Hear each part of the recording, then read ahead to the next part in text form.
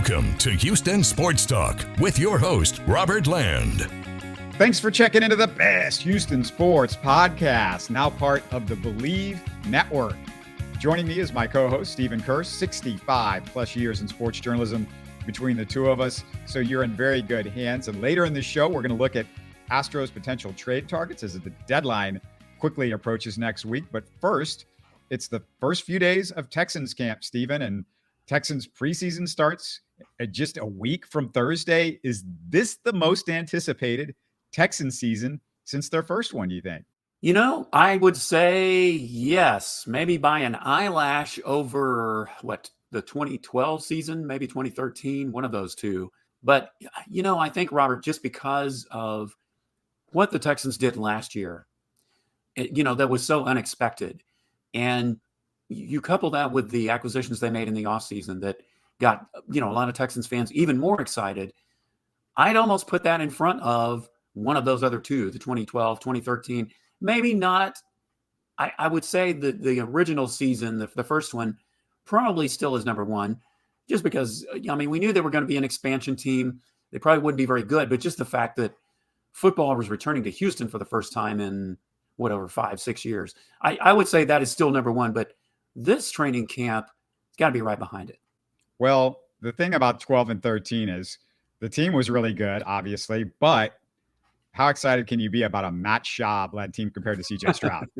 Well, you can look back on it and say, man, what were we thinking? But, at the time, I think, you still felt like the team was in a good position. Matt Schaub certainly may not have been doing the things that C.J. Stroud or even Deshaun Watson in his first couple of years. But, yeah, that is probably true. So I would say this is number two. The 2002 first season would be number one. I've got a couple of Texans early camp thoughts, actually 3 of them for sure. My first Texans thought from early camp, they're now playing Jalen Pitre in the slot, Stephen. How is that supposed to make me more confident? He's not good in coverage. I know he played the position at Baylor, but when you're moving a guy around after he was bad in his second year, isn't this a panic sign a little bit? That's what I feel. Well, I don't know about panic. I think it's more they're just trying to they're trying to pull out all the stops. I think that's pretty obvious. Yeah, the coverage thing has been an issue with him. I think they're just trying to see, where does this guy fit in? Where can we put him in the best position to succeed? I don't know if it's out there or not, but I guess it's worth a try if you're trying to find the right spot for the guy. Because you want Jalen Pitre. You need Jalen Pitre to do well. You just have to have it. I know that, the defensive backfield is kind of still somewhat in flux. But, boy, if Jalen Pitre could just find a spot where he could be adequate, I'd say that'd be some improvement. Second Texans thought, Christian Harris is not practicing for unspecified reasons. Sounds like his absence isn't long-term or a big deal. But, Stephen, maybe we haven't talked enough about the awful linebacker depth after Harris and Al Shire. It's just Henry To'oTo'o, Jake Hansen, Neville Hewitt, Delshon Phillips, and Jamal Hill. I'm just hoping Caserio can pull a rabbit out of the hat in a waiver wire edition before the season. Yeah, you're going to need something, because let's hope, that it's not an injury that's going to nag Christian Harris. He's really came on toward the end of last season, and we had high expectations for him this year. But, yeah, if you're talking about a lack of depth right now, Robert, there are a number of positions that we talked about last season and even during the offseason. But, yeah, linebacker right now is still a very glaring need. And the last thing you want is for Christian Harris to be out for whatever the reason is. So let's just hope it's just something that they're just bringing him along slowly. They don't want to rush him in. I certainly don't get the impression it's a disciplinary thing, but they are being kind of hush-hush about him and Joe Mixon. I know we'll get to that in a minute too, but yeah, that is a little bit on the concerning side. Yeah, it just leads me right into it, because speaking of the lack of depth, my third Texans thought is they signed former Rams running back Cam Akers. He's coming off his second torn Achilles last year. I saw Texans reporter John Harris say he saw some bursts from Akers in camp. But, Stephen, although the name is sexy, it's a tough sell to get me excited after 2 torn Achilles, including one last year. Yeah, it kind of makes you wonder, how is he going to cut on a consistent basis? And, the running back room is a bit intriguing because, yeah, of course, Mixon is going to be your featured back. And as I mentioned on the last podcast, you don't know what kind of Dameon Pierce you're going to get. they say he's looking really good in camp, but of course they're going to say that. And, before I think we're recording this on Tuesday, and that's the first day they started pads. So we were hearing all this before they went in pads and, really got to going. But if Cam Akers could add some depth, that would certainly be helpful, because otherwise you got to pray that Joe Mixon stays healthy the rest of the season. Yeah. And the thing is, I mean, to this point, there were no pads. They did do pads today, but, this basically means it's impossible to judge these guys since we've gotten so little of real contact. In the next week or two, though, we can learn more about the line play, both offense and defense. And I want to see, Stephen, how Kenyon Green and Juice Scruggs look against some of these veteran defensive linemen that the Texans have. That's the real, iron sharpening iron. That's the real, can these guys hold up against, such good players on your own team? Well, yeah. And just the fact that Kenyon Green is out there it makes you glad. And you just have to cross your fingers and hope that he'll just stay healthy. That's the number one thing for him. And then number two is, that he doesn't get beat, by some of these guys. Because, again, the depth on the offensive line, it just was so riddled with injuries and ineffectiveness last year that those are two guys that really need to come through at whatever positions they end up in. And that's going to be something to watch, too, as we go forward in the next couple of weeks. There are three positions, Stephen, at least three that I can think of. If you've got any more, let me know. But three positions, I really worry about the depth. Secondary, we mentioned linebacker, and we mentioned running back. Those three positions, you want to get better. And those three positions, two of them at least, are a little bit easier to add depth to. Linebacker, running backs, they seem like they're not well thought of in the NFL. So somebody might slip through the cracks, or you could find somebody in the next few weeks. Well, yeah, linebacker, I'd say, is one of the biggest ones, that are concerning. The names you mentioned, Tua, he didn't inspire a lot of confidence last year. Maybe he can take some steps forward this year. And then some of the other guys, you don't even know what they can do, really. So that is probably the toughest position, I would say, right now, that you're going to have to try to get depth for. And I mean quality depth, not just throwing bodies in there, but you want them to be effective. Any other position? I mean, I think the defensive line, there's a lot of guys you're a little bit worried that's about. The other I was going to say. Defensive line, I still would feel more comfortable if we had more quality depth at that position. Especially tackle. Tackle. That's where not ends. The ends are good. The ends are good. But the tackles, you really wanted to shore up that need. You kind of did, but you kind of didn't. There's guys, it's just, are they any good? Right. And we won't know that until, we get underway in preseason and beyond. Yeah, that position, I could see some guys working out, whereas I am freaking out a little bit about linebacker position. So Yeah, for the reasons we just talked about. And, with the offensive line, we haven't mentioned Laramie Tunsil. He hasn't been practicing. And, of course, he had surgery during the offseason. He's coming off an injury. I think it's more of a caution thing. One of the things I do know is they're giving Blake Fisher a lot of looks at left tackle. And, again, it's hard to judge. He got beat by Will Anderson Jr., on a couple of times. But hopefully there will be a lot of offensive linemen that get beat by Will Anderson Jr. as the season goes along. That's what you want. So that's going to be something to keep an eye on, though, is, when Laramie Tunsil comes back, how effective is he going to be? And is somebody like Blake Fisher going to be the guy that they're going to go to if he doesn't or if he can't? Yeah, I don't need to see Laramie Tunsil until game one. However, it's great seeing him in bubble wrap and, to make sure he's as healthy as possible. However, this offensive line, a lot of these guys just haven't worked. Well, I mean, the whole unit hasn't worked together ever. And I mean, I know he's worked a little bit he worked a lot with Kenyon Green and Kenyon's first year, but it's the chemistry that's really going to make this offensive line good. I think you get good offensive line play when there's chemistry typically. Yeah. And when you get good offensive line play and the chemistry's clicking, that means your running game will click better. And of course, the pass protection, that speaks for itself. Titus Howard, another guy that, he's been practicing, and that's good to see. You just want him to stay healthy and really get into a rhythm where he can be in for a good period of time. So that will certainly help the chemistry issue as well. All right. Well, let's hit the Astros in just a bit. But before I do, quick YouTube reminder. Tell us what you like or don't like so far from Texans camp. And if nothing else, always click the thumbs up to support our content. And if you were on vacation last week for any reason, I know everybody's on summer break these days, go back and find my interviews last week with Frank from Rockets Chop Shop for a Rockets Summer League wrap-up, and Astros future Kenny Van Doren for a recap of the Astros 24 draft. Those are definitely must watches. All right, Stephen, as we record, the Astros are actually in a tie for first in the AL West, an incredible turnaround. And they got the job done against the Mariners, which that's what sort of the big deal is that they vaulted over the Mariners and now they're back to beating them.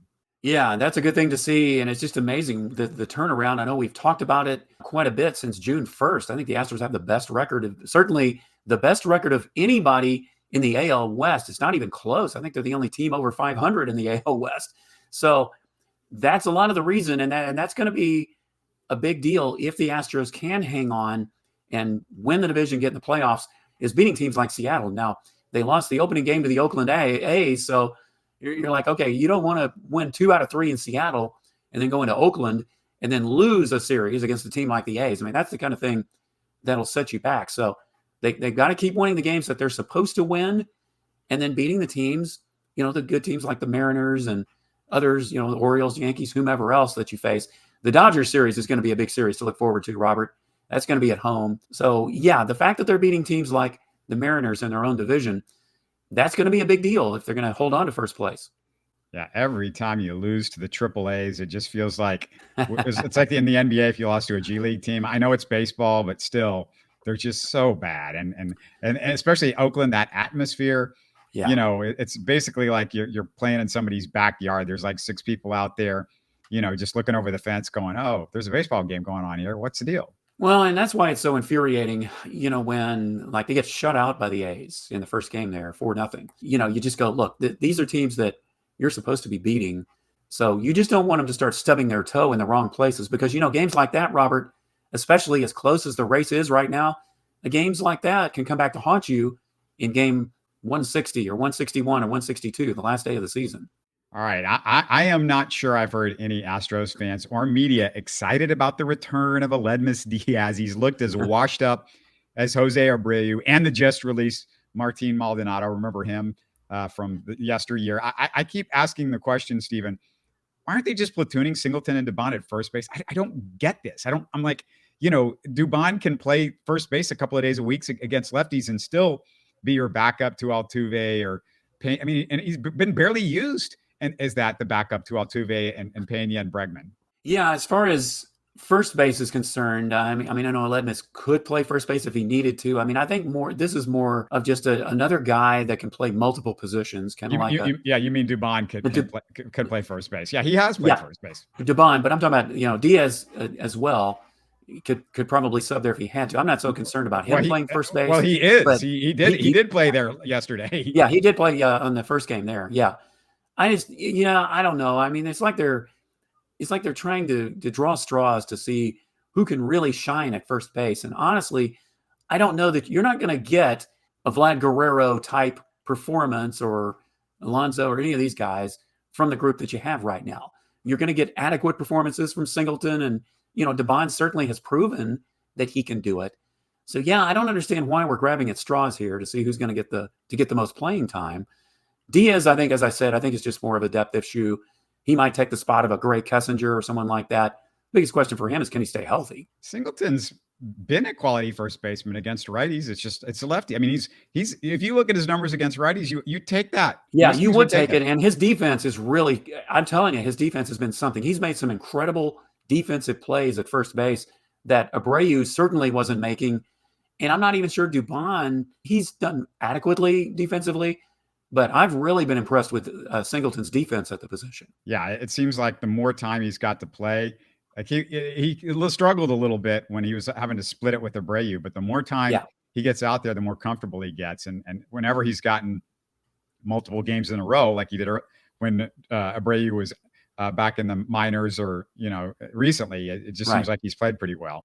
Gray Kessinger got sent down for Aledmys Diaz. Steven, I got to know, what's been your favorite Gray Kessinger moment this year? Just the fact that he came back from an injury. I guess that's good news. Yeah, because he got injured. I think it was right at the end of spring training, and they sent him down for that. But aside from that, he's okay defensively, but his bat doesn't inspire confidence, certainly. Yeah, he's not like his grandfather, Don. Let me tell you that. Yeah, he just feels like some random guy that I don't know. Just the depth and on the bench a little bit could use some help, but it also hurts that, we're still waiting for Kyle Tucker, of course. And let me ask you this. Speaking of Kyle Tucker, do you have any idea what has happened to Chas McCormick? This is the biggest mystery of the Astros season. Chas has a 757 career OPS.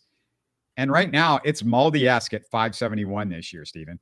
Yeah, that is a big drop off. I mean, of all the Astros that we talked about, that might have a regression to the mean, I don't think we expected Chas McCormick to have this big of a drop off. I know he had, that injury kind of earlier in the season that kind of hampered him, but that's been a while back. And, when it's that big of a drop off, Robert, you just have to wonder, how much of it is going to his head now? And even defensively, I don't know that he's played quite as well. I don't think he's been a liability. But yeah, it just is. It almost makes me wonder, is Chas going to be a piece, if they're looking to do something at the trade deadline and you've got the glut of outfielders that you have, is Chas McCormick going to be the one to end up on the trading block, especially with the way he's playing right now? I guess Espada, his biggest mistake this year is he should have been going out and getting, what was the food that Dusty used to get him every game? Oh, every so often. Yeah. What was it? Yeah. Every time he'd give it to him, he'd play well. So maybe Espada, that's lost in his memory because he certainly was around for all that. Yeah. I don't know what's going on with him. And it's really confusing because, he wasn't even close to this bad his rookie year. I mean, he was a good, solid outfielder his rookie. This is just really bizarre. And can he really turn it around, Stephen, when you don't get regular, he's not going to get regular playing time because he's so bad, but that's the only way for him to turn it around. Well, and I think also, again, when we were talking about Ryan Presley and how he was taking the whole Josh Hader thing, kind of makes you wonder with Chas McCormick, once it was publicly announced, and listen, this was even before spring training, that Jake Myers was going to be your everyday center fielder. Perhaps Chas McCormick was kind of looking the angle in that. And, how much did that get to him mentally? You kind of have to wonder if that's still kind of playing in his head. And now the fact that he's struggling. Yeah, I feel like over the last few years, it's always been somebody in his way. So I don't know. I can't imagine that. Well, you probably have the mentality of, man, what do I have to do to win an everyday spot on this team? And don't forget, his big catch in the 2022 World Series, fans will never forget that. And he was on the upswing every year until this season. So I guess, if I were Chas, I'm like, man, what's a guy got to do? They couldn't have put him out of the lineup if he was the old Chas with the way Kyle Tucker has not played. And it's the spot's there, and when he was rolling, it wouldn't even be a contest between him and what Joey Loperfido is doing. I mean, he had over 800 OPS last year. Yeah, and Loperfido is certainly, been struggling a bit too. So when Tucker comes back, I mean, it makes you wonder, well, does that mean if Chas isn't traded by that point, is that going to lessen his playing time? It probably would. Speaking of trade targets and the Astros' potential trade targets, I'm going to throw a couple of names your way and tell me what you think about them. Let me preface this by pointing out none of these targets should cost much in capital because they're all vets having career years. It's sort of like, if anybody remembers this, when you used to have the DVD bin at Walmart, that was like the $5 bin. It was a bunch of DVDs that I don't know if anybody wants to pay like full price on these movies. So here's the first one, Stephen. How about the Rangers' Andrew Heaney? The 11-year vet has a 3.60 ERA, although it's a little over 4 for his career. Yeah, I'm kind of lukewarm on him. I mean, I think if you're looking for a guy to soak up some innings and kind of help, if the Astros are going to get a starter that's, to the bottom of the rotation to help, some of the other guys like Ronel Blanco, for instance, because, you're worried about his number of innings coming up. He might be a guy you would consider. You shouldn't have to give up too much. Of course, are the Rangers going to be willing to deal not just in their own division, but to deal to the Astros? I'm not sure they would do that unless, it was just an offer they can't refuse kind of thing.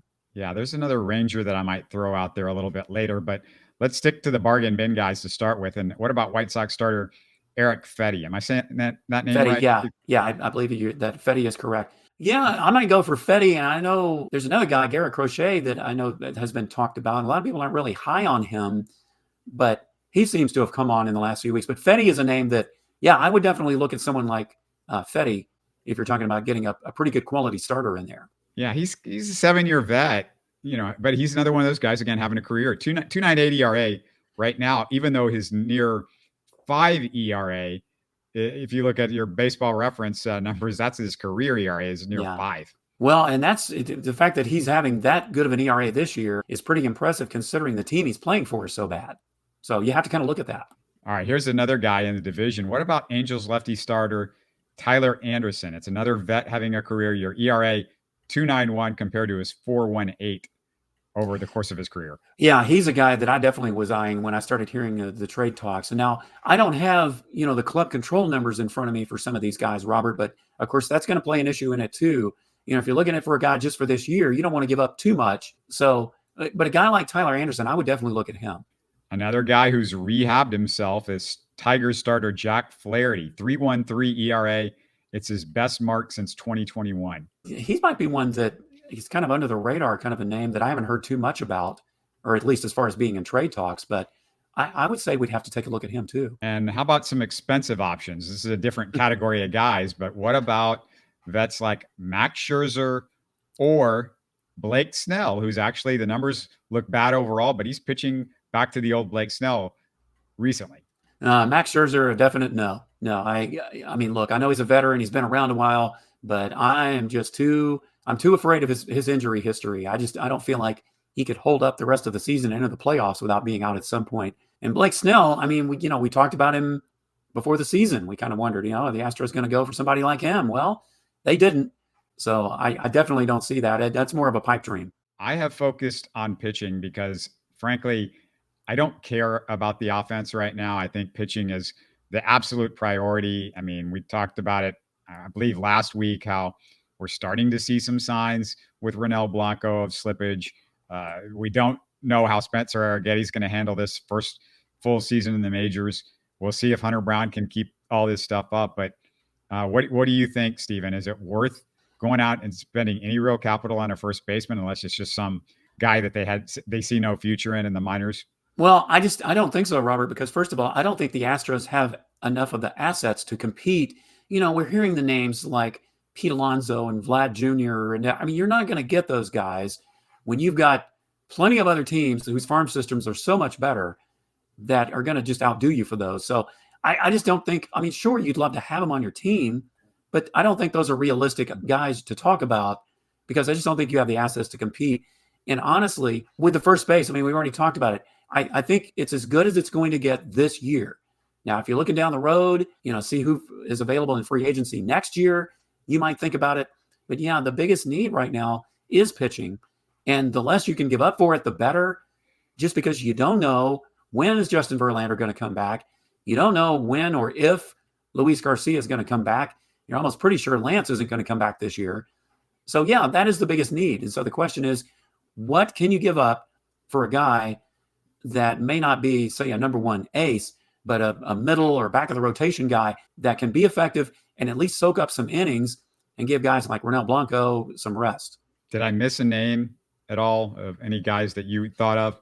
No, those were pretty much the guys that I've been hearing about too. And like I said, I kind of thought, if Garrett Crochet was on the block, you might take a look at him, but nobody seems to really be talking about him. So no, I think you covered the main guys you did mention another Ranger that you were going to throw out there. Well, I was thinking Scherzer. Oh, you were talking about Scherzer. Yeah, I guess he would be the one. But no, I'd say a definite no on him.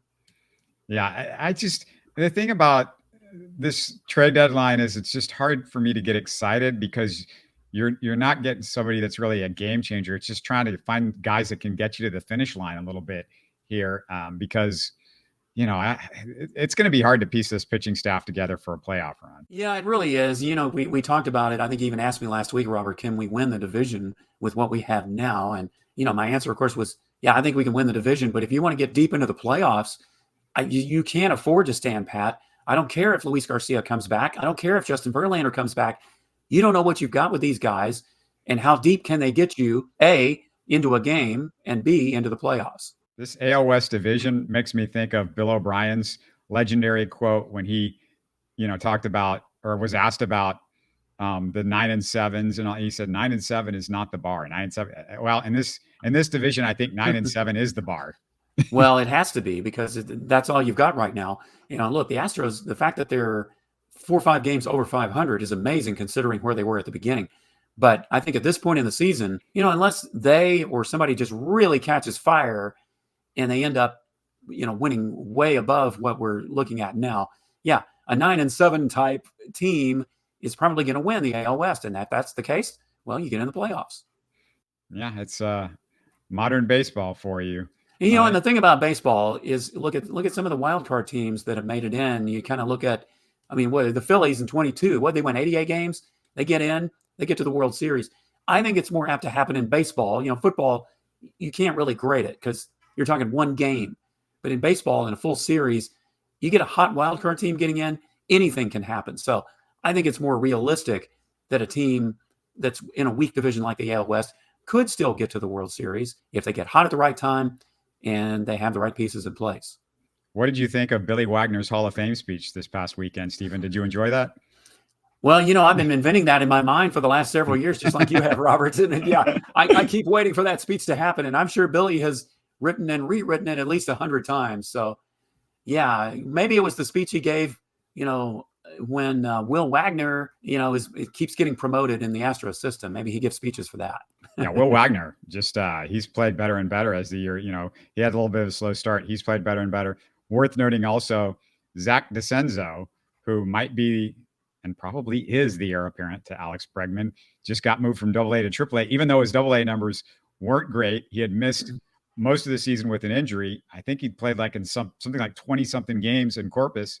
And Dana Brown's like, yeah, we need to get you to AAA quickly because I think we're going to need you next year. I think he's our third baseman of the future. Well, you very well may be right. The DeCenzo is the name that we keep talking about. And I know, Bryce Matthews, number 1 draft pick from last year, he's moving up the system pretty quickly.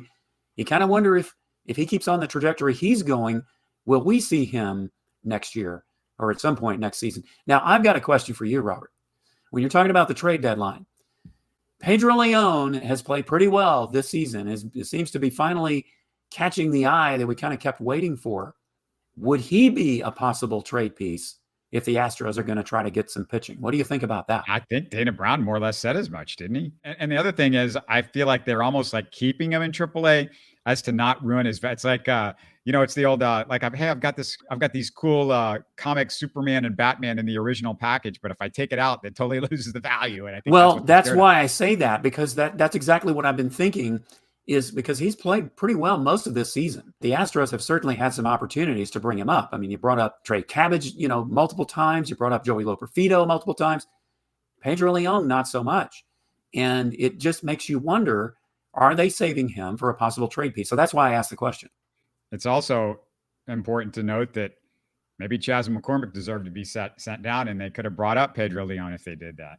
Well, and yeah, that would have been another opportunity. Or even when Chas was injured, he could have been that one. So that's just a question to keep an eye on. If something does go down and Pedro Leon gets traded, in my mind, it wouldn't be a big surprise just from the way things seem to look right now with him. Yeah, it seems like the Astros fans are like, I think we brought up the wrong Cuban from AAA. Why was Pedro brought up instead of bringing up Aledmus? So, yeah, or the vice versa. True.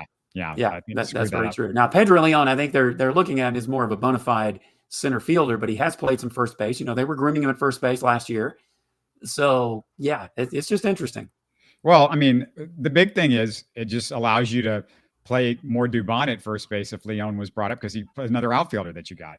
Yeah, that's exactly right. But, the Astros just don't have a lot of great assets. They do have assets, but they're not the kind they're going to compete with, say the Dodgers or the Yankees or someone else like that that's got a little better farm system. I will say that I believe Dana Brown is so confident in his ability to draft that it makes it easier to go, okay, I can give up a couple of guys that we might be high on to go out and get somebody. Well, and he certainly proved that last year, at the trade deadline, so that, but you kind of have to have the big picture with some of these guys. We haven't seen a lot of the draft choices come to fruition yet, but at least from the looks of it, his first couple of drafts have been pretty solid if you're looking at what they're doing in the Astros minor league system right now.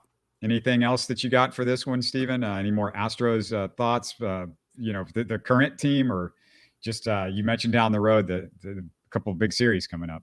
Yeah, just the Dodgers series is one we're eyeing. Something interesting with that, Robert, the last time the Dodgers came to Minute Maid Park with fans in attendance, let me emphasize that phrase, was in the 2017 World Series. They came in 2020, but there were cutouts of you and me in the stands, Robert. We didn't have fans. So, but that's going to be, that is really a series I'm eyeing, just because the hate between these two teams. And I hope that Minute Maid Park's going to be rocking with that series. And I think that's going to really tell you where the Astros are. The Dodgers themselves have been kind of up and down, but I think that's just a series that you can mark to say if the Astros can take that series, maybe even sweep it, that maybe they're really going somewhere. This team likes to get up for the big series. To the Astros, that's been their MO.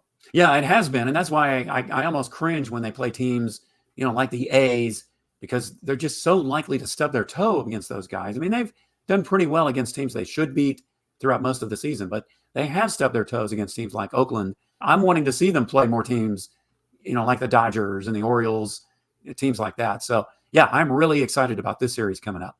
Great stuff. We want to hear from you guys. Let us know what you think about the Astros and everything that's going on in Houston sports. Please comment. I read every single one of them. So I will reply if there's something interesting for sure. And I try to reply for a lot of stuff. So keep the comments coming, and we'll do this again soon, Stephen. And next week, Texans. Oh, yeah. We got a next week, Texans. And don't forget, the Olympics are starting up. So I'm sure we'll have some things to talk about with that, too. So, yeah, looking forward to it, Robert. You're listening to Houston Sports Talk. Hey, don't forget to support us by subscribing and commenting on YouTube. You can always listen to us on Spotify, Apple, or your favorite podcast app. Tell your friends about us and share our show links on social media. Spread the word, everybody. Thanks for listening.